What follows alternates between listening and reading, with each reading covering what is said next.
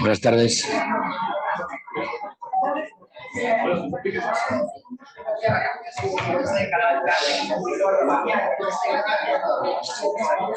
Si os parece, por una cuestión de respeto a vosotros mismos, porque habíamos quedado a media y son menos 25, pues iniciamos, ¿no? Para que no nos coja el toro. Bueno, agradeceros mucho vuestra presencia, a los de la casa, los que vienen de fuera también, más incluso, socios, amigos y parte del hospital, ¿no? Como tal, ¿no? A nuestro ponente, a Javier, que seguro que os va a contar muchas cosas interesantes. Reflexionamos sobre la pertinencia. Vamos a intentar cada 3 o 4 meses de traer ponentes que nos cuenten realidades y fundamentos, pero de otra manera, para que no perdamos nunca la referencia de lo que hacemos nosotros, porque muchas de las cosas que hacemos están pendientes de resolverse hacia afuera y nos acaban interfiriendo, ¿no?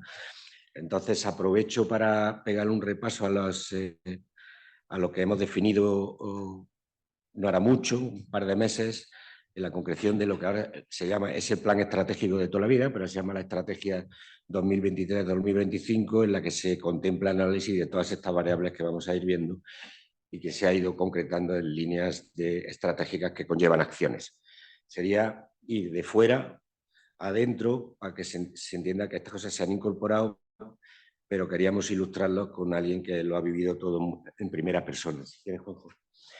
Lo primero que tienes que hacer o se debe hacer cuando uno pretende decir hacia dónde quiere ir es entender en qué entorno se está moviendo. Esto estáis en el, sabéis, ecosistema, y diríamos que serían todos los elementos a tener en cuenta para definir la estrategia de tu hospital, en este caso, de tu organización, porque está lleno de problemas a resolver y de oportunidades a tener en cuenta.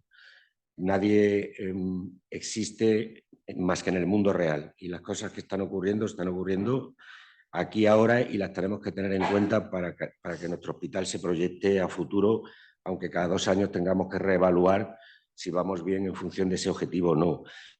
Es un círculo que se cierra con un rectángulo, como veis, que pretende recoger todos estos elementos a tener en cuenta. Sin duda, alrededor del hospital, lo más próximo se ve muy claro en ese azul oscuro. Habla de clientes, pero son nuestros pacientes, ya sabéis, los ciudadanos de Alcorcón, más todos aquellos que elijan venir a ser atendidos aquí. Esta sería nuestra población de referencia. Si seguimos con la aguja del reloj, identificamos a nuestros partners, proveedores, socios, como parte muy próxima del funcionamiento de nuestro centro. Hay experiencia, y en el tema de la alta tecnología nos obliga mucho a que este vínculo se fortalezca, porque hay elementos máquina complejos. O sea, estos socios son parte ya del funcionamiento del hospital. Sin ser parte, de alguna manera lo son, ¿no? Personas, pues somos los profesionales los que prestamos el servicio, sea en el nivel que corresponde, la categoría que fuere. El inversor y regulador es nuestro ser más, ¿no? Nuestra casa madre, que es la que nos financia y además nos dice cuáles son nuestras reglas del juego. ¿De acuerdo? Nosotros tenemos un espacio en el que podemos movernos y otro no. Somos con personalidad jurídica propia, un hospital que se gestiona con contabilidad privada, pero es público de titularidad, que tiene su órgano de gobierno, que sabéis que es el patronato, en principio del que a mí me nombra, pero yo no soy miembro. Los miembros, los propietarios del hospital son la autoridad sanitaria, que, como bien podéis imaginaros, y es fácil, pues ha sido encomendada por el pueblo para que dirija este hospital, ¿no? La sociedad de lo que somos parte, no estamos aquí solos, está la Universidad Rey Juan Carlos, está la ciudad de Alcorcón, y ese sería, digamos, el núcleo más próximo al hospital. Pero todas estas cosas que ya se detectan en azul son cuestiones a las que tenemos que hacer referencia y tenerlas siempre en cuenta, ¿no? La excelencia es nuestra razón de ser. Empiezo por ahí, voy a ir en el sentido contrario a la aguja del reloj porque a mí es más fácil, ¿no? Podía haberlos cambiado, pero así está en el dibujo. Nuestra ruta a la excelencia es inevitable. Nosotros estamos aquí para hacerlo bien y lo mejor posible. El retener talento se ha convertido en una cuestión muy importante, en un déficit de profesionales la digitalización una realidad en la que no tiene marcha atrás, nuestras relaciones con los hospitales de mayor complejidad, porque ahora son que nosotros derivamos pacientes que no podemos atender, no es una cartera de servicios muy amplia, pero tenemos que tenerlos en cuenta. El concepto de sostenibilidad básicamente es o sí tenemos que priorizar que va primero, entendiendo que toda la lista incluye cosas necesarias.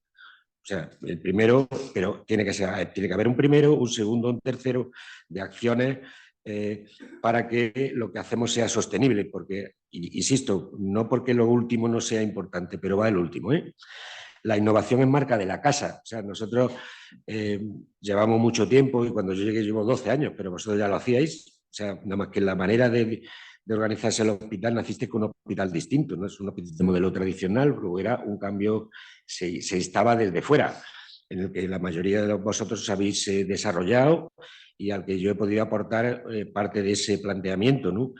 Pero no porque no lo tuvierais antes, estamos hablando de incorporar nuevas tecnologías, de prescribir nuevos fármacos, que sería lo más aceptado en términos generales, pero también el rediseño organizativo hay que considerarlo innovación, bajo mi punto de vista, incluso la manera de enseñar y si incorporamos a los pacientes, incluso la manera de gobernar.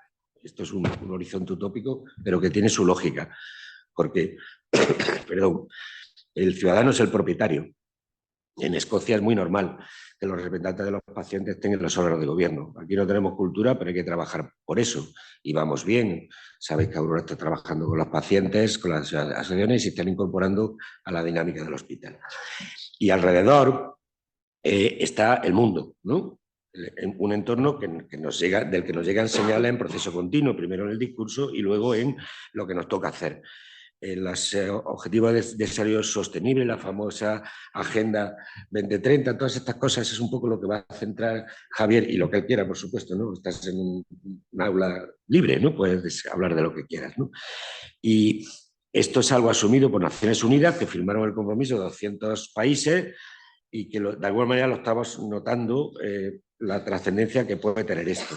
Nosotros hemos identificado de los 17 Objetivos de Desarrollo Sostenible los que nos afectan más directamente, no que nos afectan todos, pero lo que refiere el 3 a salud y bienestar, educación de calidad, igualdad de género, agua limpia y saneamiento, energía asequible y no contaminante, trabajo decente y crecimiento económico, producción y consumo responsables, alianza para conseguir objetivos, serían elementos a tener en cuenta, independientemente, como decía, intentaba explicar antes, de dentro a fuera, pero todas están aquí, ¿eh?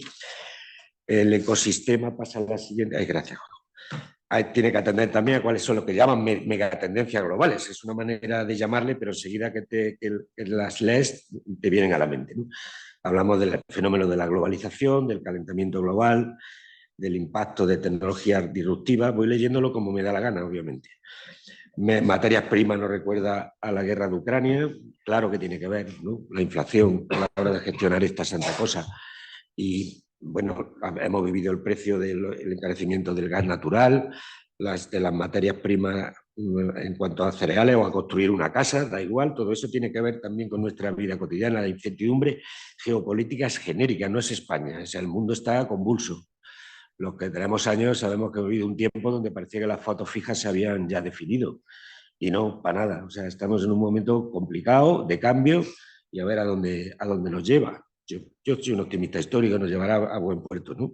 La diversidad demográfica, las tendencias sociales y lo que más referido a sanidad sería hablar de la telemedicina, digitalización, tecnología, humanización, la medicina personalizada, la prevención. Estas son tendencias que se incorporan, que tienen que ser incorporadas a nuestro proyecto estratégico, plan estratégico o estrategia, como se llame. Todos juntos, el equipo directivo ampliado formuló una visión del hospital a medio y largo plazo. No podía ser más que compartida, porque si no, no es tolerable que sea de alguno de nosotros, ni mía ni de nadie. O sea, tenemos que llegar a un acuerdo de qué hospital queremos proyectar a futuro y escribimos esto, ¿no? Y es lo que pretendemos, ser un hospital referente en salud, ágil, coordinado que alcance la excelencia en el cuidado de la salud de sus pacientes desde la innovación, la eficiencia y la sostenibilidad. Ya todas estas palabras me he ido refiriendo desde el principio de la charla, con lo cual vamos. Y entonces ya vamos a cómo se hace, ¿no? A las líneas estratégicas. Todo esto, el lenguaje es un poco complicado, yo me queda muy poco, pero es que no hay otra manera de decirlo, ¿no?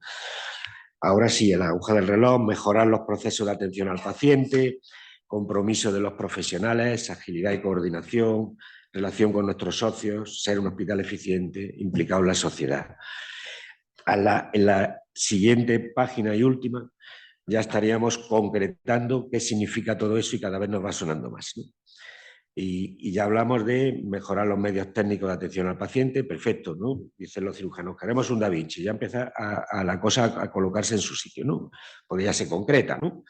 Alcanzar la excelencia asistencial en cuidado, dice la enfermería. Nosotros queremos acreditarnos con la Escuela de Ontario de Canadá en el tema de cuidados, ¿no? Mejorar, bueno, esto a mí me ha salido todo seguido, mejorar la accesibilidad, avanzando en la teleasistencia y en la agilidad en la atención al paciente. Bueno, nos hemos quedado con la telemedicina después del COVID, lo estamos haciendo. Entonces son cosas que estamos haciendo, ¿no? Ser un hospital comprometido con sus profesionales, facilitando su bienestar en la medida que podemos, ¿no? Pero bueno, la norma es bastante garantista en la relación con los profesionales, ¿no? O sea, tampoco ahí podíamos tenerlo bastante avanzado. Fomentar la investigación y la docencia, pues hemos inventado IDEA, otra nueva manera de enseñar, y además consumimos recursos que bien consumidos están para que nuestros médicos o enfermeros que estamos formando se hagan unas notazas y se coloquen en buenos puestos para acceder a la formación especializada, ¿no? La agilidad en la gestión de procesos. Nosotros trabajamos mucho en la referencia a buenas prácticas organizativas, no solo de científico-técnicas, y ahí está el trabajo que se hace desde la oficina Kaizen, usando la metodología Lean, con el apoyo del proveedor, y las cosas van cuadrando. O sea, esta sería la concreción del escenario que nos va a dibujar. ¿Alguna cosa más? El 4, que no hay que ser pesado. Ser un hospital eficiente y sostenible. Bueno, en el tema de buen gobierno algunos estamos más afectados. O sea, yo creo que eso es algo en la administración pública muy a tener en cuenta, en la privada también, pero un hospital público tiene que, de la que pide autonomía de gestión, debe ser transparente su gestión, escribir códigos éticos, comprometerse en la lucha contra los conflictos de interés, contra la corrupción y toda esa serie de retórica.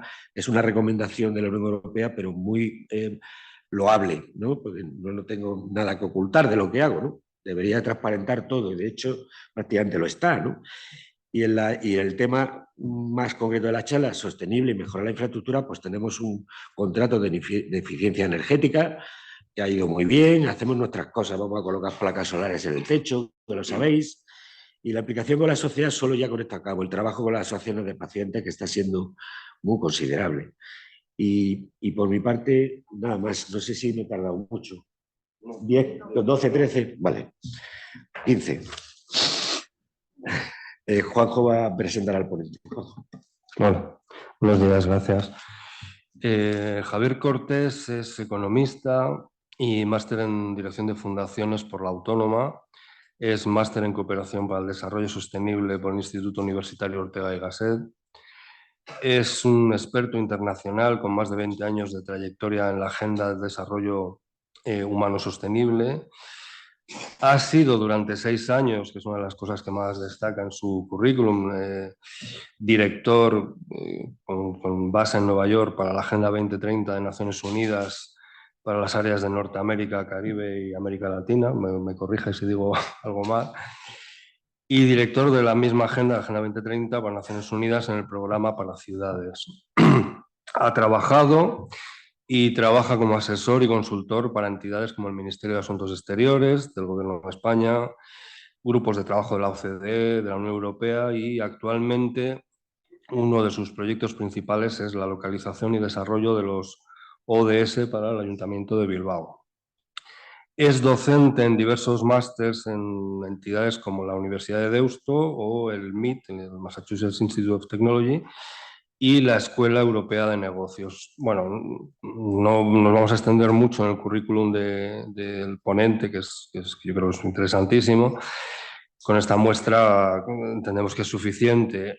Yo sí quería comentar que entre todas las fechas, los nombres, las localizaciones de su currículum, se intuye, y creo que entendemos que puede ser lo que más nos aporte hoy, es que ha sido testigo de primera línea y protagonista en los inicios del desarrollo de la Agenda 2030 y en esta terminología que ahora es muy conocida a todos, que es la de los ODS, que es muy conocida, que ya estamos familiarizados con ella, pero que, al menos en mi caso, y entiendo que puede ser algo general, no conocemos el origen exacto o realmente cómo se pergeñó todo esto hasta llevarnos hasta hoy.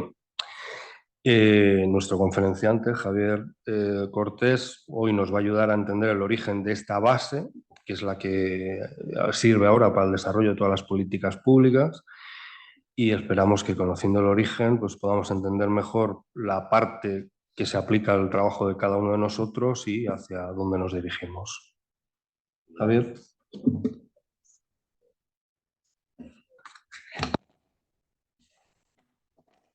A ver, así. Pues muchísimas gracias. Es un honor, un privilegio estar aquí con todas y todos ustedes. Gracias, Juanjo, Modaldo. Y bueno, la verdad es que no había venido a una institución de esas características nunca, y lo hablábamos cuando tuvimos una oportunidad de tener una comida para ver si era pertinente y era relevante, y a mí me pareció desde el principio que lo era. Pero además por la especificidad de la institución en la que vamos a dar esta conversación, y porque, bueno, de alguna manera tiene una visión también sistémica, que es lo que les quiero transmitir. Yo creo que es relevante en cualquier contexto organizativo, ¿no? Y ahora lo voy a explicar. Y antes de entrar, pues efectivamente, en las implicaciones para una institución como la vuestra y la gestión y el gobierno de una institución como la vuestra, quiero antes incluso de hablar de la Agenda 2030, quiero abstraerme y empezar desde un concepto tan grandilocuente como necesario para entender, bueno, pues todos los elementos que creo que son relevantes y pertinentes para aquí hoy y para la gestión, ¿no? Que es entender el concepto de que vivimos no en una era de cambios, de turbulencias, que sin duda la estamos viviendo, ¿no? La hemos visto, la vemos en los periódicos, además cada vez con más beligerancia, sino que vivimos un auténtico cambio de era. Y esto es vital para entender de una manera comprensiva todos los desafíos que tenemos por delante, ¿no? Y también entender parte de las convulsiones, ¿no?, que vivimos hoy en día. Un cambio de era que viene definido fundamentalmente por las consecuencias, el agotamiento de un modelo de crecimiento basado en una mirada lineal a la realidad, que ha valorizado la riqueza en una única dimensión, la dimensión económico-financiera, y además en los retornos cada vez más rápidos y más inmediatos de esa inversión económico-financiera. Por tanto, un modelo de crecimiento lineal y de corto plazo, que en su propia definición, a nivel de modelo, ha dejado externo a la valorización de la riqueza y, por tanto, externo a los procesos de toma de decisión, las dimensiones sociales y medioambientales de la realidad. Por tanto, ha desconectado la realidad, la ha mirado en una sola dimensión, y eso lo ha internalizado en los modelos organizativos, en los modelos de toma de decisión, insisto, a escala, ¿no?, a nivel de modelo. Este modelo, fundamentalmente después de la Segunda Guerra Mundial, de lo que llaman la gran aceleración, cuando empieza también a tecnificarse la primera revolución también tecnológica, empieza a financiarizarse la economía.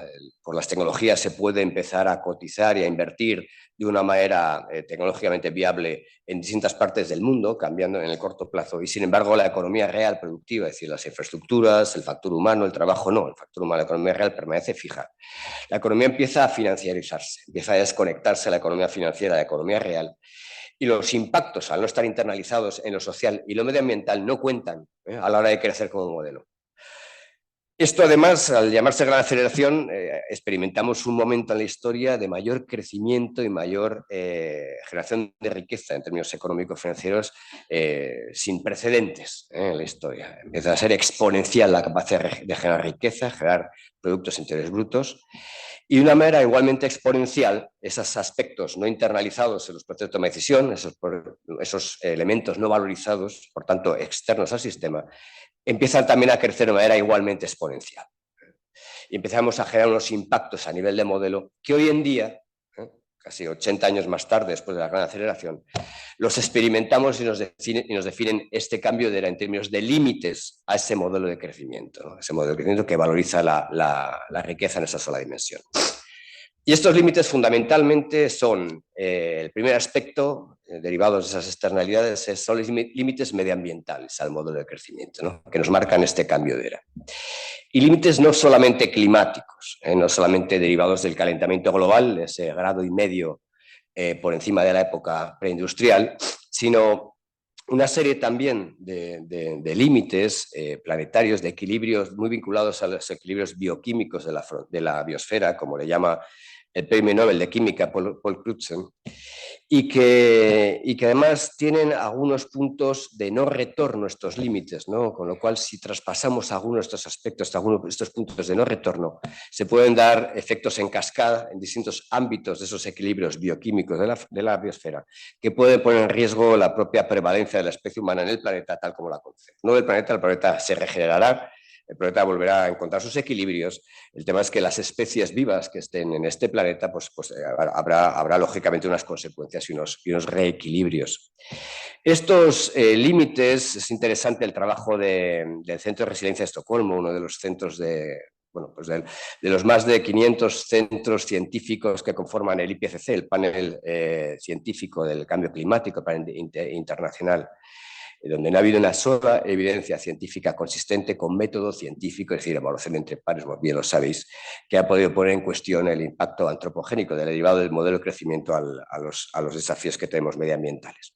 Estos límites, como les digo, no solamente es climáticos, también son vinculados a la biodiversidad, a la riqueza genética que hay en el planeta, derivados también de los procesos de eutrofización, es decir, derivados del calentamiento global, también como se está produciendo una proliferación de algas de superficie en los océanos, que impide que se produzca esa fotosíntesis de gran profundidad, donde se produce más del 50% del oxígeno que respiramos. Por tanto, hay un riesgo también de estos puntos de no retorno. Estos procesos de eutrofización o de proliferación de estas algas superficie viene derivado fundamentalmente de la imposibilidad de absorber el ciclo de nitrógeno y fósforo emitido a la atmósfera, fundamentalmente los procesos también de los sistemas alimentarios globales, procesos de fertilizantes, etc. Por tanto, vienen muy derivados, insisto, de esos impactos del modelo de crecimiento, de esos impactos antropogénicos, ¿no? al medio ambiente. Esto tiene impactos también en el ámbito de la desertificación, la pérdida de biosfera, de biomasa. Por lo tanto, todos estos elementos están directamente vinculados. Es un desafío sistémico el que tenemos en cuanto a los equilibrios bioquímicos.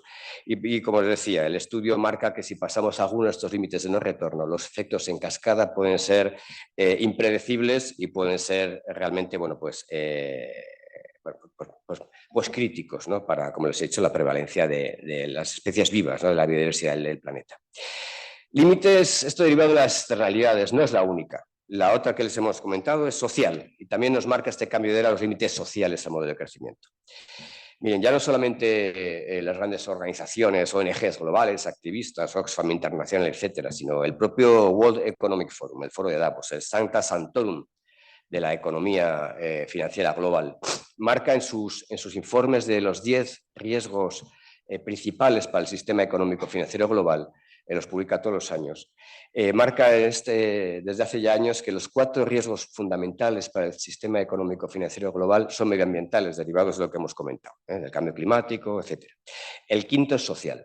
El quinto viene derivado por las desigualdades tan profundas, lacerantes, que existen ya no solamente entre países, sino dentro de los países, ¿no? El deterioro de las clases medias, la degradación también de las condiciones de vida, de las capacidades para ejercer los derechos de las personas. Y eso está provocando, como les digo, riesgos a este sistema económico financiero global. Hasta el punto que hay un filósofo muy influyente, se llama James Caskio, del Instituto del Futuro, se llama, de Columbia, que habla que vivimos en épocas, él define post-VUCA. VUCA, por sus siglas en inglés, habla de escenarios volátiles, inciertos, complejos y ambiguos. Eso corresponde. Y estamos ya avanzando, ya hemos pasado el contexto de volátil, incierto, complejo y ambiguo, y estamos en escenarios, como él llama bunny, también por eso es en inglés, de volátiles a quebradizos, brittle, quebradizos, de inciertos a ansiosos, y de complejos a inmanejables. Por tanto, estamos en unos escenarios, también lo mencionaba Modo, ¿no?, de esas incertidumbres, esas complejidades, esas altísimas volatilidades, que nos marcan también riesgos a nivel de modelo de crecimiento, también no solamente sociales y medioambientales, que son exógenos a la valorización de la riqueza, sino también riesgos y límites precisamente económico-financieros a este modelo de crecimiento lineal y de corto plazo. Mirad, una de las conversaciones más interesantes de los 6 años también en Nueva York, en el proceso, como decía Juanjo, de participar en el proceso de creación y luego de implementación de la Agenda 2030, fue con el mundo financiero global, con los grandes jugadores financieros globales. Disculpad. En esa reunión tuvimos la ocasión de reunirnos con los grandes fondos de inversión globales, con PIMCO, BlackRock, con AXA Seguros, el mundo de los seguros y reaseguros más importante, Aviva, Visa, y nos vino a decir, duró media hora la conversación, vino a decir básicamente: señores de Naciones Unidas, tenemos un problema. El sistema económico financiero global es vulnerable, estamos expuestos en el corto plazo, ¿no? Y no tenemos mercados suficientemente robustos de medio y de largo plazo donde diversificar nuestras carteras de inversión globales, por tanto nuestros riesgos globales. Y no podemos tampoco regenerar de esta manera, expuestos en el corto plazo, el ciclo económico financiero global. Y hemos entendido que tenemos la responsabilidad y tenemos que hacerlo nosotros. Tenemos que regenerar el ciclo económico financiero global. Y lo queremos hacer de una manera diferente a como se ha hecho anteriormente. Anteriormente el ciclo económico financiero global, sobre todo lo que decíamos después de la gran aceleración, ha sido fundamentalmente con sectores de demanda agregada alta, infraestructuras y energía, que genera mucho empleo, genera mucha inversión. Y quien más demanda infraestructura de energía es guerra, expansión, reconstrucción. Son ciclos que han generado la economía global, sobre todo desde antes del año 45. El año 45 fue la gran regeneración, ¿no?, y la gran aceleración. Esta vez quieren hacer invirtiendo masivamente en la descarbonización, en transformar las infraestructuras económicas globales hacia la descarbonización, e invertir masivamente en tecnología, en innovación, en infraestructuras, para regenerar la economía global hacia un modelo descarbonizado que permita absorber inversiones, altos volúmenes de inversión global sin generar inflación, generar empleo, generar tecnología, generar oportunidades de inversión. Y además lo necesitan hacer para generar estabilidad en medio y largo plazo, que es el objetivo fundamentalmente, para reducir también la volatilidad, las convulsiones y generar previsibilidad y certidumbre. Tienen que ponerle base social a ese modelo de crecimiento. Por lo tanto, necesitan invertir también masivamente en reducir las desigualdades. Por lo tanto, esto es muy interesante porque no lo está diciendo cualquiera, nos lo están diciendo los grandes fondos de inversión, entre ellos los primeros que reciben los dólares de la Reserva Federal Americana. Y en este contexto se nos da también una paradoja interesante, ¿no? Ha sido precisamente el mundo económico-financiero quien ha apostado también por estos retornos de corto plazo. Está agotado. Pues decimos que es un cambio de era. El mundo financiero quiere invertir en medio y largo plazo y por eso necesita estabilidad y necesita invertir masivamente en sectores que generen empleo, generen innovación, generen tecnología. Por tanto, y eso es interesante ver cómo en los grandes referentes, ¿no?, del mundo financiero, por ponerse algunas claves para no entrar en profundidad, pero que os sirvan. Financial Times habla del reset, ¿no?, resetear el capitalismo financiero. AXA Seguros hablaba el mundo de los seguros y de los reaseguros es quizá el que más al límite está. Hablaba Henri de Castries, que es el CEO de AXA Seguros, decía que un mundo por encima de 2 grados centígrados es muy difícil de asegurar. Un mundo por encima de 4 grados centígrados es imposible de asegurar, con lo cual el mundo de seguros y reaseguros está en el límite en cuanto a su prevalencia, tal como se entiende. Estamos viendo cómo se está invirtiendo masivamente en los criterios ESG, es decir, gobierno, elegir bien cómo se invierte, cómo el mundo financiero invierte en empresas o en la industria financiera que esté gestionando adecuadamente sus impactos sociales y medioambientales. Y esto no es moda ni es casual, es algo ya tendencia y estamos viendo cómo los fondos, los mutual funds, que son fondos que tienen dirección estratégica y que tienen activismo por parte de los fondos de inversión, están trabajando en estrategias ESG o si no, no son capaces de entrar también a ser elegibles, ¿no?, por los grandes índices bursátiles o fondos financieros. Estamos viendo cómo los indicadores financieros también bursátiles cada vez tienen un gemelo de sostenibilidad. Por ejemplo, Dow Jones tiene Dow Jones Sustainability, FTSE tiene el FTSE Good, es decir, empresas, indicadores de cotización bursátil que discriminan a aquellas empresas que tienen o no tienen sus estrategias de gobierno social y medioambientalmente sostenibles. Y es muy interesante ver cómo la rentabilidad de los indicadores bursátiles que incorporan el elemento de sostenibilidad tienen un retorno de 1,5 puntos, 2 puntos mayores de mejor desempeño que aquellas que no incorporan sostenibilidad. Por lo tanto, entiende también el mundo financiero que aquellas empresas que se gobiernan de una manera sostenible son empresas más inteligentes, más capaces de adaptarse a contextos convulsos, cambiantes, volátiles, ¿no? Por lo tanto, que no ponen en peligro su inversión y empiezan a generar también esa estabilidad y credibilidad en medio y largo plazo. Por lo tanto, tenemos límites medioambientales, límites sociales, límites económico-financieros a nivel de modelo. Y no solo, también tenemos límites éticos y cibernéticos, o más bien límites a la falta de ética. Mirad, una de las, quizás de los elementos más interesantes ahora mismo en investigación en antropología, que además son investigadores españoles, Martínez Mendizábal y, bueno, y derivado también de las excavaciones en Atapuerca con Arzuaga, han ido derivando también hacia la antropología todos los hallazgos en paleontología y hablan de cómo uno de los elementos críticos para la evolución de la especie humana, del Homo sapiens, no es haber sido más inteligente, ¿no?, ni más fuerte, ni más rápido, ni más adaptable que otras especies, sino la capacidad de prevalecer ha radicado fundamentalmente en la empatía. Es muy interesante, derivado de investigaciones científicas, está publicado. La empatía, o le llaman compasión, o la capacidad de cuidar, es un elemento consustancial, único y de la especie humana, del Homo sapiens. Y es interesante cómo a nivel de modelo el desconectar la capacidad de sentir empatía de un modelo a escala, de un modelo que es capaz además de acelerar impactos y toma de decisiones, de esa gran aceleración, también produce una erosión a nivel social al desconectar la capacidad de sentir empatía. Y el individualismo en torno a la sociedad de consumo también no ha cultivado el concepto de empatía, sino más bien al contrario. Por lo tanto, se nos ocurre también que eso a nivel de modelo y en un contexto además de revolución tecnológica, la revolución de la industria 4.0, donde las tecnologías nos han derivado en sociedades más hiperconectadas, más hipertransparentes, que generan mayor complejidad y exposición que nunca, el no incorporar la ética en cualquier estrategia, en cualquier toma de decisión, hoy en día se conoce a nivel inmediato y a nivel global en cualquier esquina del planeta. Por lo tanto, es muy mala idea no incorporar ética en cualquier estrategia porque se conoce. Igual que hace 5 o 10 años cualquier impacto o falta de ética en tu toma de decisión se podía meter debajo de la alfombra hasta que se viera. Hoy en día el loop entre decisiones y consecuencias se ha cortado por las tecnologías de una manera que es online. Por lo tanto, no incorporar este elemento te expone en una ágora pública global y inmediata de una manera viral. Por lo tanto, también hay límites éticos a este modelo de crecimiento.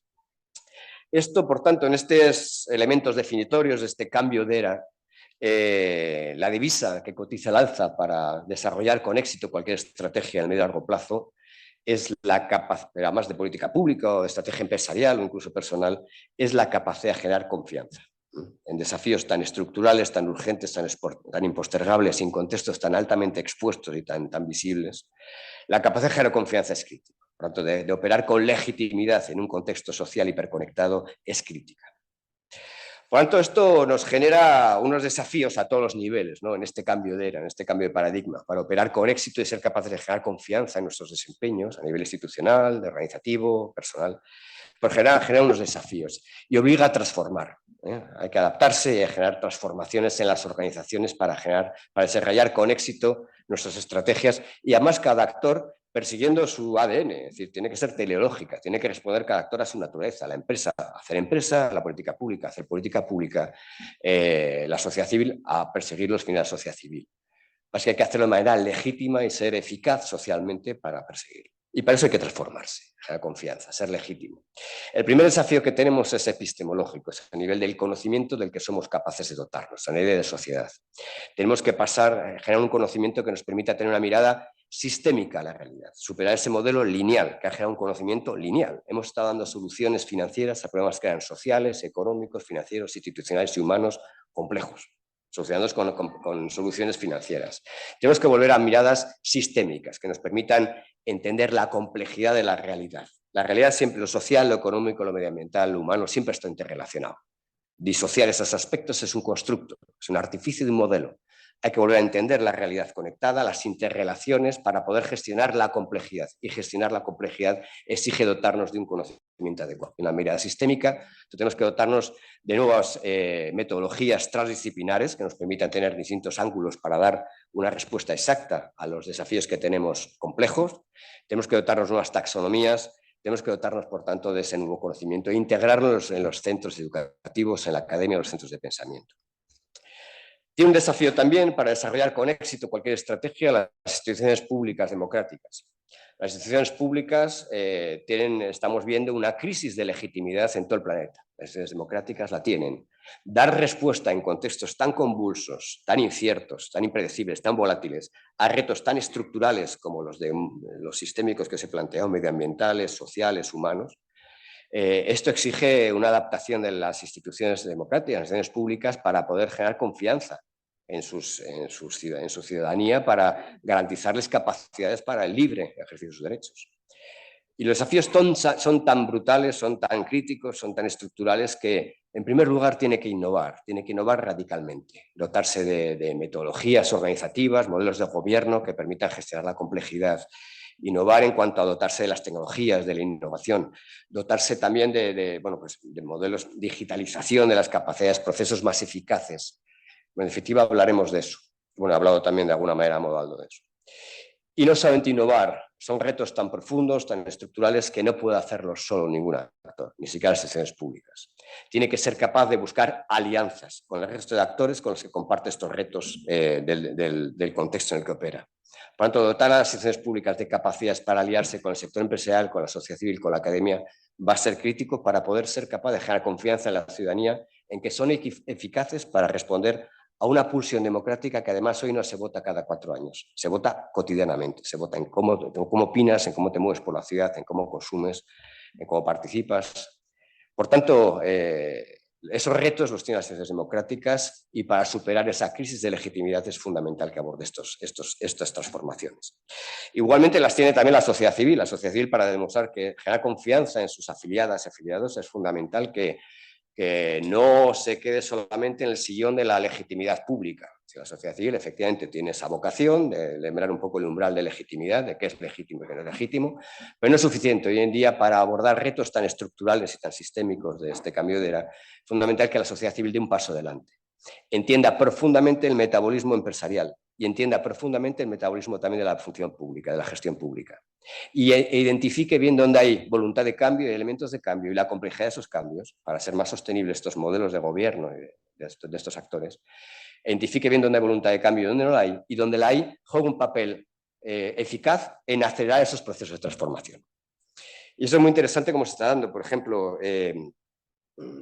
por dar algún look. Mira, trabajando con banca de inversión, Morgan Stanley analiza hoy en día, para entrar en una empresa pública, para invertir en una empresa pública, ya le hace un proceso de diligencia de vida súper complejo. Ya no es, eres del Global Compact, no, ya le hace un estudio de, a ver, ¿tú vas a poner en riesgo mi inversión en este contexto o no? ¿Y cómo no me la vas a poner? ¿Cómo me aseguras que no la pones en riesgo? Y le estudia, una de las partes que más interesante como le estudia es su capacidad de dialogar con actores que llaman no habituales de la empresa, es decir, con la sociedad civil, con la ciudadanía, con los consumidores y además con los otros departamentos de una empresa, de lo inteligente que es una institución o una empresa poniendo a trabajar en estos departamentos conjuntamente. Es decir, la empresa hoy en día tiene que ser inteligente y la sociedad civil ahí puede jugar un papel excelente, devolviendo un efecto espejo a las organizaciones para hacer las transformaciones. Mirad, la propia Naciones Unidas responde a este reto también, de generar confianza, en este caso como institución de gobernanza global. Retos de este cambio de era se habían estado paliando anteriormente con unas agendas como la anterior a la de los ODS, la Agenda 2030, fue la Agenda de los Objetivos de Desarrollo del Milenio. Una agenda fundamentalmente enfocada a paliar las consecuencias de este modelo, en términos de necesidades sociales básicas, el hambre, temas de salud, temas de educación. Lo que se reflexiona a mitad de camino en la agenda anterior es decir, vamos a ver, estamos intentando sacar agua del océano. Lo que tenemos que ir es abordar no las consecuencias del modelo, sino las causas profundas que están generando estos desafíos de la humanidad, estos desafíos de las desigualdades. Hay que ir a las causas del modelo. Hay que abordar las causas profundas y estructurales de este modelo para dar respuesta a los desafíos del límite del cambio de era.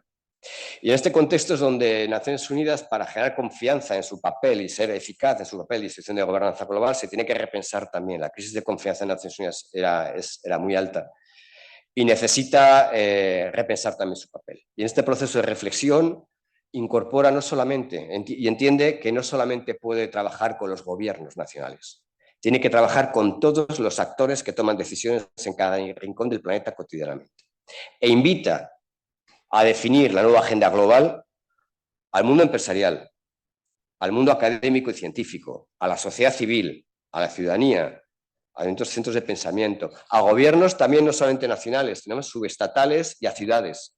Es decir, todos estos contextos donde toman decisiones que cambian la vida de las personas, se les invita a un proceso de co-creación durante 3 años para decidir cómo damos respuesta a los retos del cambio de era. Es decir, no es una agenda autorreferenciada, no es una agenda que empieza y termina en los despachos de Naciones Unidas. Es una agenda para dar respuestas a los retos del modelo que os he comentado. Y así es como sale una agenda con 17 objetivos, tan rara, ¿no? Tan desperdigada. Dice, ¿cómo sale 17? ¿Qué es esto? De hecho, el mundo anglosajón se puso muy nervioso, dijo que ellos están muy acostumbrados a algo muy medible, ¿no? Y muy bien comunicable. De hecho, pusieron una crítica. Y con esa crítica, la que de alguna manera acompañó los procesos de co-creación, dijo, bueno, pues sacamos 8 objetivos con mi dimensión, porque ese ha sido un proceso de consenso. Ha sido un proceso donde se involucra el mundo empresarial centralmente, a la sociedad civil, a trabajar conjuntamente, a abordar cómo nos dotamos una agenda sistémica que sea eficaz para dar respuesta a los límites que tenemos de modelo. Y es una agenda además que no implica, no es una receta a aplicar por las políticas públicas de los gobiernos. Es un marco a construir. Y es un marco a construir que se tiene que localizar en cada rincón del planeta. Se tiene que contextualizar en cada realidad del planeta. Se tiene que colocar de cara, nombres, identidad, memorias, de cada esquina, de cada barrio. Y hay que convocar y activar a cada actor empresarial, de la sociedad civil, de la academia, de la ciudadanía, a cada institución, de cada territorio, a aliarse, a trabajar conjuntamente para dar respuesta a los retos sociales, medioambientales, económicos, humanos, institucionales del territorio. Pero esto es una agenda que es un marco a construir, no es una receta que se saca en Naciones Unidas y hágase. Eso no tendría ningún sentido y de hecho era una de las cosas que ya no había restado mucha legitimidad, ¿no?, a decisiones que se toman globalmente. Por lo tanto, a eso responde la Agenda 2030, que luego entraremos en cómo se está localizando. Pero tiene una visión sistémica, rompe esa mirada lineal. En esos 17 objetivos entiende que tenemos que abordar de manera interconectada lo humano, la sanidad, la educación, la lucha contra la pobreza, la lucha contra el hambre, la igualdad de género, la no discriminación.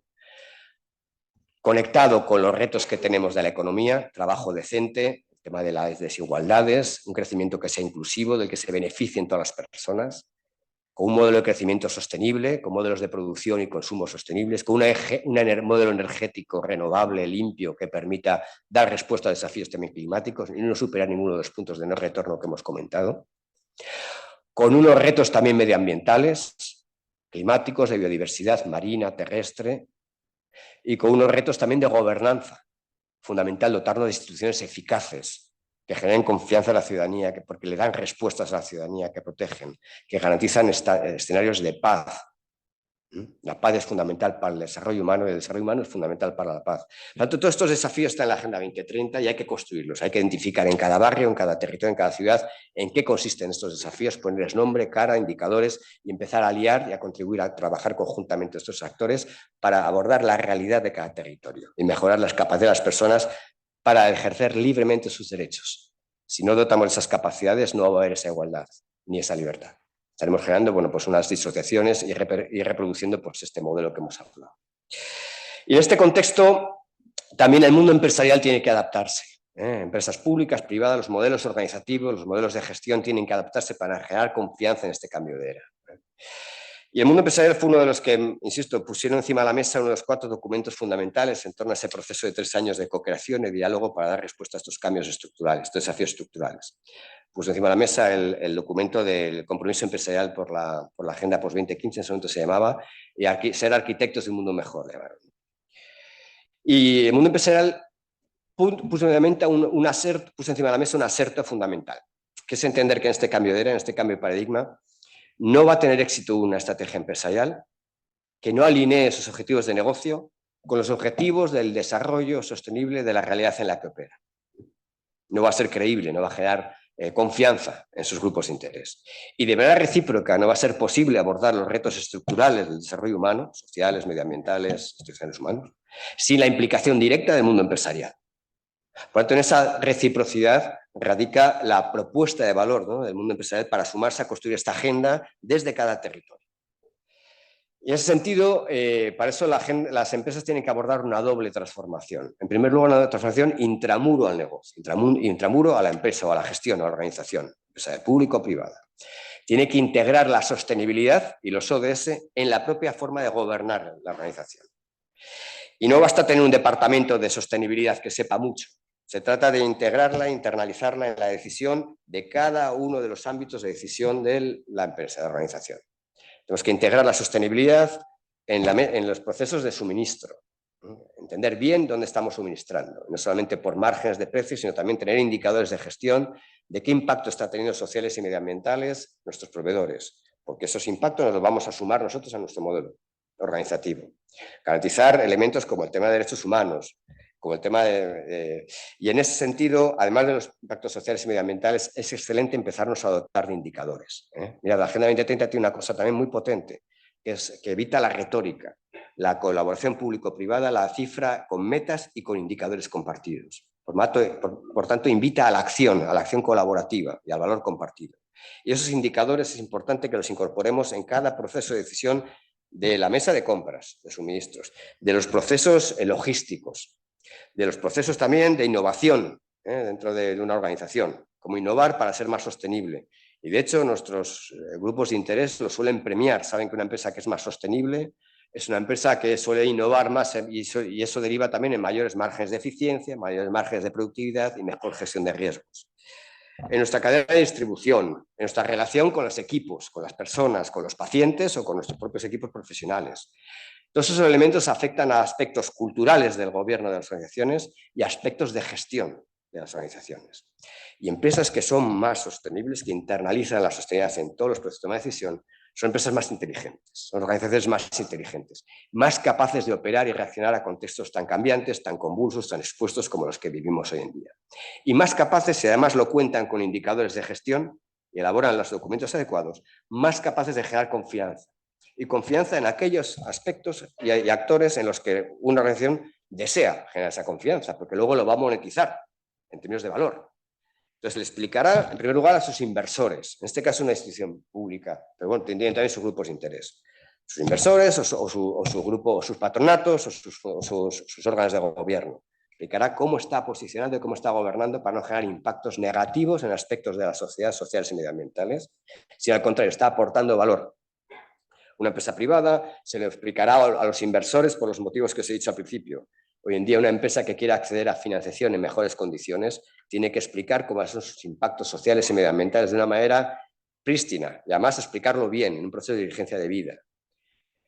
Por tanto, generamos esa confianza en nuestros inversores, la generaremos también en la administración pública, explicando que nuestra gestión estamos contribuyendo a objetivos también que son propios de la administración pública. Por tanto, estamos generando unas eficiencias, unas eficacias compartidas por todos los actores. Y eso nos tienen que reproducir también en términos de retribución de valor.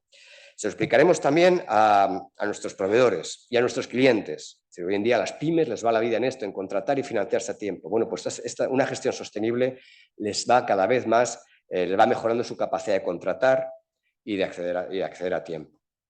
Y os hablaré también de cómo los marcos regulatorios están avanzando también en esa línea, sobre todo en Europa.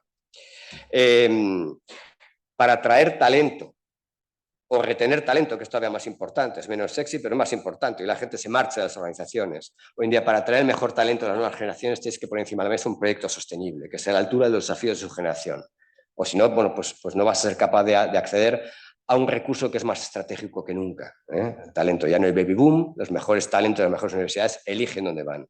Para traerlos a tu proyecto tienes que poner encima de la mesa algo atractivo, algo comprometido con los desafíos que tiene esa generación.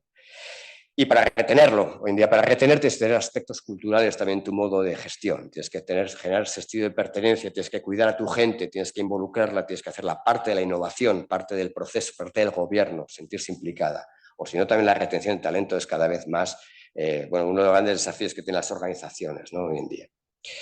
Pero también tu licencia social con la sociedad, es decir, responder a todos los retos de esos actores que hoy en día te están mirando en contextos hiperconectados y te van a devolver valor en términos de reconocimiento, o en términos de inversión, o en términos de contrato, o en términos de premio también en una gestión pues, de patronato, de una organización de gobierno, de decir, bueno, pues esta institución está reproduciendo los objetivos que tenemos de política pública para el territorio en el que está operando. Esta organización es una bandera de nuestra propuesta para el territorio, esta organización lo está haciendo de manera excelente, esta organización es bandera nuestra. Por tanto, bueno, pues ahí hay unos elementos importantes de propia racionalidad, como os he dicho, tiene que ser teleológica, cada actor tiene que adaptarse para reproducir sus naturalezas, no pedirle a las ONGs que hagan otra cosa, a la empresa que haga otra cosa que no sea empresa y beneficios, o a las instituciones públicas que hagan otra cosa de política pública. Pues, hoy en día, para hacer mejor política pública, para hacer mejor empresa, hoy en día tienes que integrar estos elementos en tu gestión. Y estos son los desafíos de este cambio. Como os decía, esta agenda se está localizando y se ha de localizar. Esta agenda 2030 que convoca la colaboración entre todos los actores para dar respuesta a los desafíos estructurales que tenemos, invita a activar en cada rincón del planeta a los actores públicos, privados, a empezar a colaborar. Y ahí tenemos algunos retos fundamentales para movilizar y empezar a hacer transformaciones estructurales y cambiar realidades. En primer lugar, el gran desafío es con la ciudadanía. Mira, el mundo empresarial tiene una racionalidad por la que está entrando en la sostenibilidad en los modelos de gobierno, que os he comentado, financiera, criterios de compra, etc. Las políticas públicas también, lo firmaron X países, están entrando en ese proceso de internalizar la sostenibilidad en los procesos de política pública. Quien no está es la ciudadanía. La ciudadanía está absolutamente desorientada, está frustrada a nivel global, por los estertores también de este modelo, que ha ido deteriorando la capacidad también de las clases medias en las sociedades occidentales, generándola más en ámbitos más exógenos, los procesos de generación de riqueza. La riqueza se está concentrando cada vez más en menos percentiles de la distribución y esto está generando bueno, pues unas convulsiones importantes, ¿no? Además, tenemos un proceso de transición de modelo energético también, está generando muchas reacciones, muchos rechazos y muchas desestabilizaciones a nivel global. La ciudadanía está perdida. Y nos va la vida en eso, sobre todo si creemos en las instituciones democráticas como herramientas para transformar y para garantizar los derechos de las personas en las sociedades. Y para eso tenemos que ser capaces de movilizar a los actores públicos y privados para aliarse, para generar una ciudadanía consciente del reto que tenemos, del cambio de era que vivimos, activa y protagonista del mismo. Y no basta con dar la chapa, esto sería imposible de contar, sino que tenemos que utilizar todas las herramientas que generen un cambio. Un cambio de la percepción, un cambio de la conciencia. Al igual que nos hemos habituado como especie a una sociedad de consumo y nos han entrenado, ¿no? para la parte más compulsiva de nuestra capacidad neurocognitiva, tenemos que ser capaces de activar las partes más reflexivas. Y en ese sentido es interesante, el último premio Nobel también de Economía, Richard Thaler, habla de mezclar la economía con la psicología, ¿no? La parte conductual. Tenemos que ser capaces de activar conductas que sean reflexivas, que sean constructivas, que mejoren la capacidad de actuar colectivamente y mejorar los contextos en los que vivimos. Tenemos que generar emociones positivas en torno a los hábitos que podemos adoptar para cambiar las cosas. No dar la chapa con sentirnos mal, sino empezar a entender, tener emociones positivas si de repente cambiamos los hábitos en cuanto a separar los residuos, o coger un autobús en lugar del coche, si podemos, o consumir de una manera comprometida, entender qué consumimos, qué compramos, o participar. Tener una percepción diferente también de lo que es sostenible y lo que no, y lo que es legítimo socialmente y lo que no, qué tipo de empresas, qué tipo de políticas públicas, qué tipo de proyectos hay, ¿no? Cuáles son los que construyen mejores condiciones de vida y cuáles no. Y eso es crítico y fundamental activarlo. Hay que generar una cultura de la sostenibilidad y no una cultura también de la fiscalización de la ciudadanía, ¿no? Tenemos que generar emociones positivas en torno y también ver las oportunidades de esta transición, ¿no? En términos de innovación, de oportunidades también de empleo, de oportunidades de generar economías, de invertir en regenerar el ciclo económico financiero global y poner a las personas en el centro de ese modelo. Por lo tanto, bueno, esto no es sencillo, esto es lo más complicado de todo y tenemos que sumar a todos los actores públicos y privados a aliarse para generar esta consciencia, ¿no? Esta participación y esta activación ciudadana. Además de eso, los actores tienen que innovar, como os hemos dicho, en línea con lo que hemos comentado anteriormente. Tienen que dar innovaciones en la forma de gestionar públicamente. Y si generamos unas expectativas en la ciudadanía, tenemos que ser capaces de responder a las mismas en tiempo y forma adecuado. La administración pública tiene que responder a esas demandas ciudadanas de la manera más eficaz y más online posible, generar esa confianza. Por lo tanto, todas las herramientas de digitalización para el gobierno abierto, de procesos participativos, de integrar la capacidad de participar en los procesos de decisión, o por lo menos explicar bien por dónde van avanzando los procesos de decisión, es decir, que se implique de una manera además entendible, inteligible y que genere percepciones positivas, es crítico para la propia legitimidad de las instituciones democráticas y la capacidad de ejercer política pública. Entonces, en eso nos va la vida también, en ser coherentes también en la forma de gestionar públicamente. Tiene que dar marcos de coherencia de políticas. Las administraciones tienen que dotarse de esas capacidades. No pueden empezar a tomar decisiones en el ámbito de movilidad diferentes a las que toman en el ámbito de urbanismo o diferentes a las que toman en infraestructuras. Tienen que darse marcos de coherencia de políticas para ser legítimas en la capacidad de demostrar a la ciudadanía que son capaces de generar cambios estructurales. Las empresas del territorio lo mismo, la sociedad civil del territorio tiene un papel fundamental en hacer esos cambios, la academia tiene que empezar a dar un paso adelante también ese conocimiento, aplicarlo a los procesos de construcción para poder conjuntamente empezar a diseñar cuáles son las políticas, palanca y las hojas de ruta que pueden dar respuesta a un territorio, que pueden fibrar el cambio de un territorio. Y si somos capaces de sumar esos actores, y el marco de la Agenda 2030 es tremendamente eficaz para eso, ¿no? Para sumar actores en torno a objetivos, metas, indicadores compartidos y empezar a diseñar proyectos que vayan más allá de 4 años de un periodo legislativo. Estos retos estructurales no pueden depender de periodos legislativos. Por supuesto, hay planes de gobierno que son de 4 años y son intocales, pero por encima de esos, o además de los mismos, hay hojas de ruta en las que le va la vida al territorio en las mismas. Por ejemplo, un proyecto de reducción de las desigualdades de un territorio, o de descarbonización del territorio, o de aire limpio, o de salud del territorio. Proveer de garantías de salud el territorio, que es lo que dedicáis. Esos son banderas, hojas de ruta políticas, lo que llama la profesora Machucato, misiones compartidas de todos los actores, que si además somos capaces de explicar adecuadamente, si le aportamos esas miradas de distintos actores para gestionar la complejidad, para aportarle la innovación que todos los actores públicos y privados pueden dotar a una hoja de ruta conjunta, tecnologías y datos para poder dar seguimiento y poder rendir cuentas adecuadamente y tomar decisiones que se adapten a cambios constantes, a esos contextos volátiles, pero que perviven a largo plazo, estaremos en condiciones de empezar a generar cambios para comunicarlos adecuadamente y además generar a la ciudadanía y además generar las percepciones de estabilidad, de robustez de medio y largo plazo, que van a ser las que sean capaces de atraer esa inversión pública y privada, que como decíamos al principio, está buscando proyectos estables de medio y largo plazo, que no hay y no existen, para empezar a regenerar el ciclo económico financiero global. Por lo tanto, se da la paradoja interesante de que los mercados necesitan ahora estados.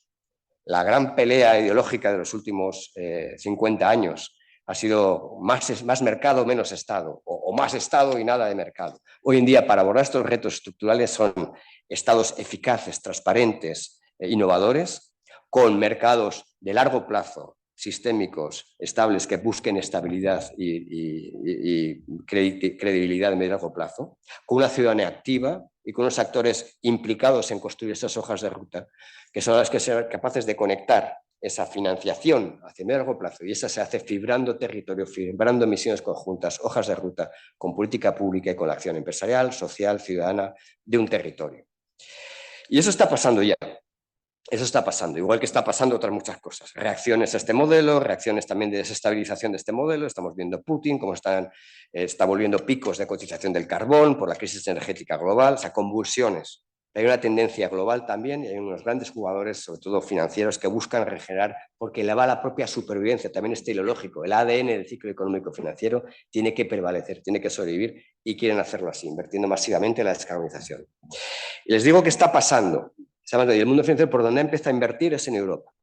porque sean esas condiciones de Estado y mercado, sean esas condiciones de gobernanza que permite implementar política pública y marcos regulatorios que vayan pavimentando el camino de medio y largo plazo, hacia el cual generar esas certidumbres para que el mundo inversor pueda invertir en proyectos de transformación y que generen estabilidad y que generen capacidad de inversión, infraestructuras y esa transición justa hacia un modelo descarbonizado verde con base social y poniendo a las personas en el centro. Y esa política pública europea ha sido, bueno, es el Pacto Verde Europeo, ¿no? El Green Deal, que está dotado de un paquete financiero de 750.000 millones de euros. Y yo creo que eso no se ha reflexionado lo suficiente. Son como 15 planes Marshall.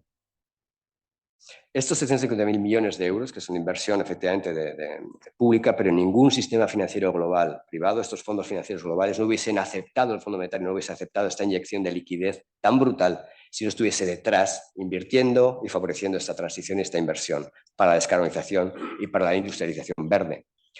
¿Cuánto esto se está operando? Y ese paquete de financiación, justo con el marco de política pública, va acompañado de un marco regulatorio, que es la nueva obligación, por ejemplo, de un tsunami regulatorio, la nueva reforma de la ley de sociedades anónimas, que implica que los consejos de administración, si hoy en día tienen impactos severos medioambientales, tienen responsabilidades penales. O, por ejemplo, que las empresas de más de 250 empleados el año que viene tienen que reportar memorias de sostenibilidad corporativa. Ya no le llaman no financieras, ahora son de sostenibilidad corporativa.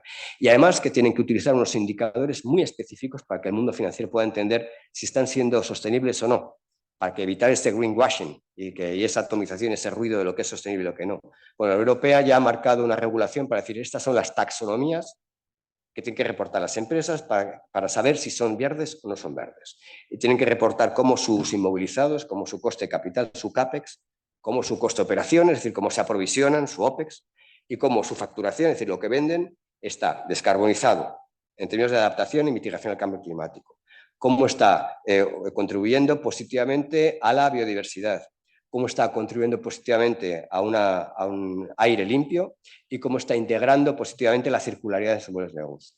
Y además tienen que explicar en la parte social cómo es que esa es más compleja, porque lo medioambiental en Europa está, las competencias están en la Comisión Europea, lo social todavía está muy en los estados, es más difícil ponerse de acuerdo, pero está avanzando por lo menos que los convenios fundamentales de la OIT tienen que cumplirlos y reportar cómo lo están cumpliendo, las prácticas anticorrupción, y además tienen que explicar si tienen cadena de suministro en países en desarrollo, cómo están integrando diligencia de vida en proteger los derechos humanos con quién se aprovisionan en países en desarrollo. Por lo tanto, esto ya está pasando. Política pública, Estado, financiación, transformación. A nivel de Europa y de Europa a cada uno de los territorios, de los estados y de las ciudades europeas. Y luego hay toda una arquitectura global. Este es un proceso aprobado por 193 países, como decía Modal. Es un proceso que se está construyendo en cada territorio del planeta. Es un proceso universal que convoca a todos los actores públicos y privados del planeta. Por tanto, la escala que hay y la posibilidad de compartir experiencias, innovaciones, tecnologías, soluciones entre territorios del planeta es infinita. Y hay toda una arquitectura institucional, local y global, para de abajo arriba construir estas escalas de transformación brutales. Estamos en la década de la acción, nos quedan 7 años para abordar estos retos, pero no es un tema solamente cuantitativo ni de fechas 2030, es un tema cualitativo, es cambiar el modelo. Cambiar el modelo, tenemos una posibilidad de hacerlo, escalar este teleológico, nos reproduce nuestros ADN, nos mejora la capacidad de desempeñar con los actores públicos y privados y sobre todo nos lleva a un modelo que sea capaz de dar respuestas a estos límites medioambientales y sociales y que ponga a las personas en el centro, para que genere las capacidades para que podamos ejercer con libertad nuestros derechos. Sin estas capacidades, en un modelo que los proteja y los internalice en su forma de medir la riqueza, las externalidades serán cada vez mayores e iremos a un mundo de más de 2 grados, más de 4 grados, con una presión brutal sobre los recursos naturales, el agua, la biodiversidad, los alimentos. Los territorios se empezarán a proteger y el enfoque de derechos estará fuera. Será un escenario bastante distópico, estamos en momentos ahora mismo críticos para transformarlo.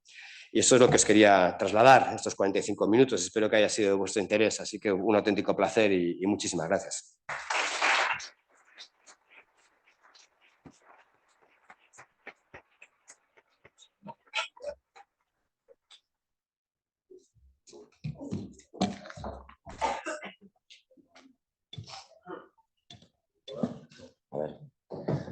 ¿Alguna intervención, sugerencia, preguntas? Aquí tocan, yo creo que había tocado, nos ha traído mucha información de alta calidad que tenemos que digerir y en nuestra...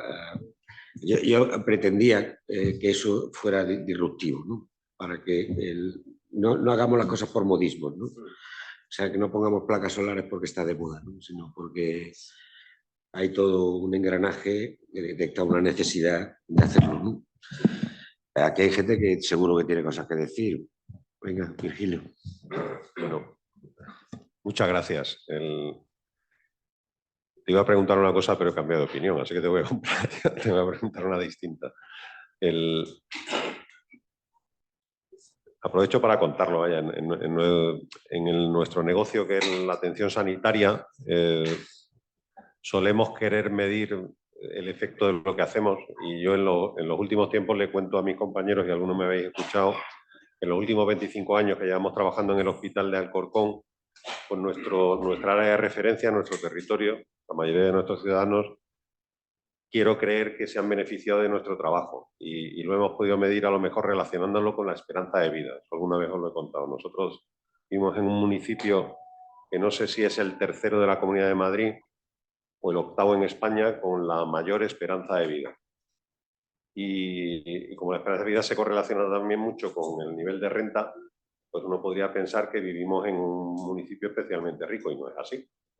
Digamos que nosotros vivimos en un municipio que, bueno, está en la media. No vamos a decir que somos de los más bajos, pero estamos en la media. Es decir, probablemente quiero pensar que nuestra referencia se ha beneficiado durante 25 años de una manera de hacer las cosas que se ha podido trasladar así. Y en esta agenda de la que nos has estado hablando, quiero ver que es un marco para seguir manteniendo esa tendencia. ¿Qué podemos hacer nosotros, sabiendo el tipo de institución que somos, que ya nos has contado que es la primera vez que te ves en una de estas? ¿Qué crees que podemos hacer nosotros más concretamente para mejorar esos resultados? Sí, no, es buenísimo, Virgilio. La verdad es que te agradezco un montón porque es la parte que, claro, no me puedo centrar en eso, porque quería dar, ¿sabes?, la mirada sistémica, ¿no? Y recorrer todos los aspectos de...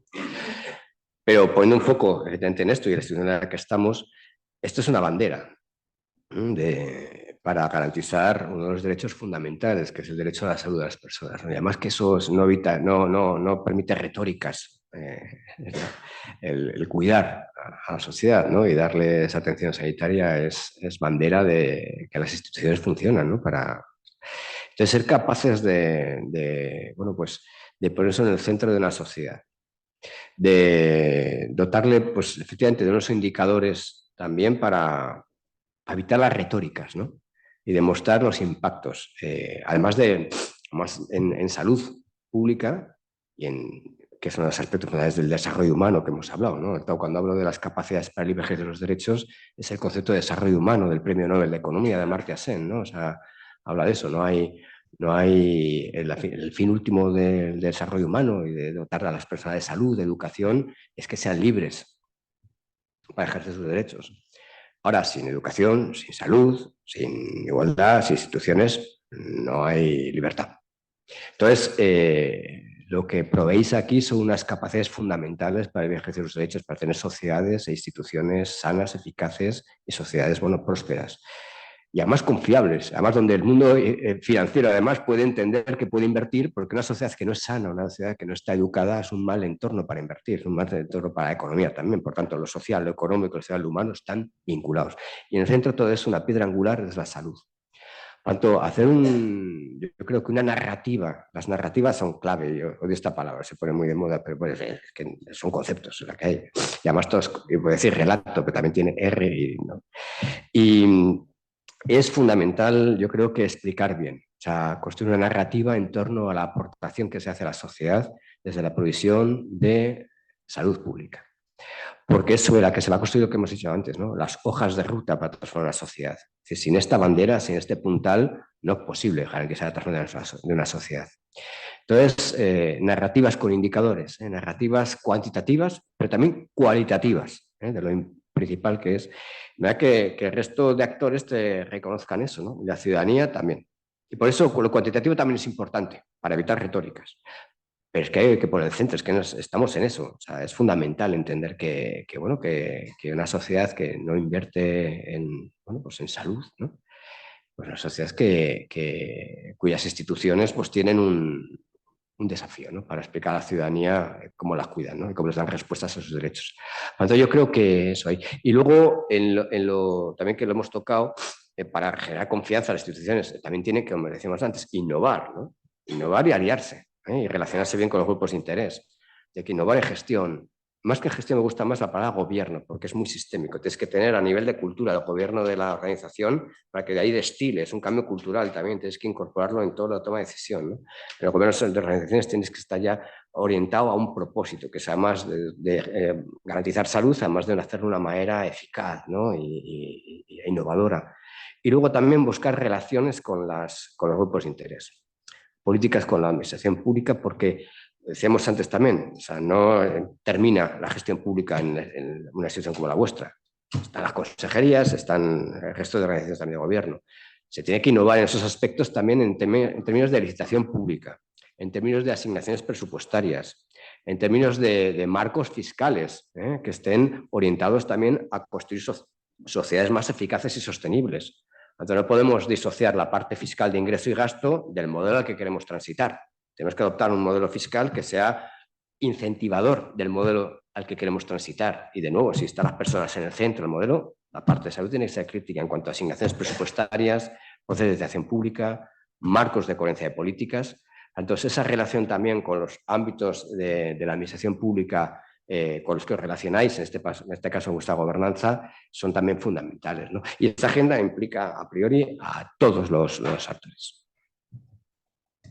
¿Alguna pregunta que quede suelta? Son muchas, ¿no? Pero si alguien tiene alguna opinión directa, está claro. Lo que se pretende es que atendamos a todo esto, que no pensemos que no tiene que ver con nosotros, ¿no? Sino que tenemos que incorporarlo en nuestra dinámica asistencial, organizativa, en nuestra razón de ser. Porque el mundo se está moviendo y como bandera, y yo ahí lo dejo como de la lotería, no está mal. ¿Vale? Y el UFA siempre ha buscado referencias que le marquen un distintivo, ¿no? Pensemos en ello y ya está. Muchas gracias a todos. ¿Sí? ¿Vale?